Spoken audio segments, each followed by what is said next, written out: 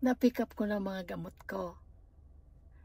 Kung minsan, preach ako ng preach na baguhin natin ang isip natin. Alam mo ba, itong mga gamot na to, hindi naman talaga natin kailangan eh. Kaya lang, nakasanayan na natin yun na kailangan inumin natin ang mga gamot natin kasi nandun yung ating fear. Wala yung ating faith. Kaya okay lang na uminom tayo ng gamot.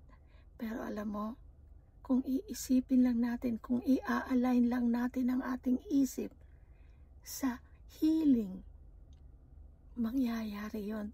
Kasi kung anong ilinagay natin sa isip, kalimitan yun ang nangyayari. Sa spirituality at saka sa frequency, yun ang dapat gagawin. Hindi naman sinabi ni Lord na uminom tayo ng pagkadami-daming gamot. Ito, papakita ko sa inyo kung gaano kadaming pinikap ko.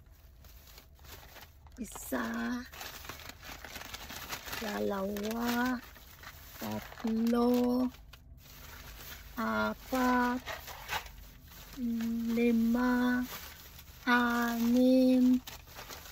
4, 5, 6, 7, 8, 9 lahat.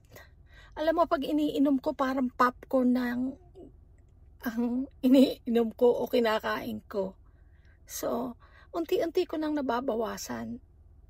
Hindi ko lang mabigla kasi nandun na rin naman yung kailangang ingatan ko din yung sarili ko. Pero binabawasan ko isa-isa para sa ikabubuti lalo ng health ko.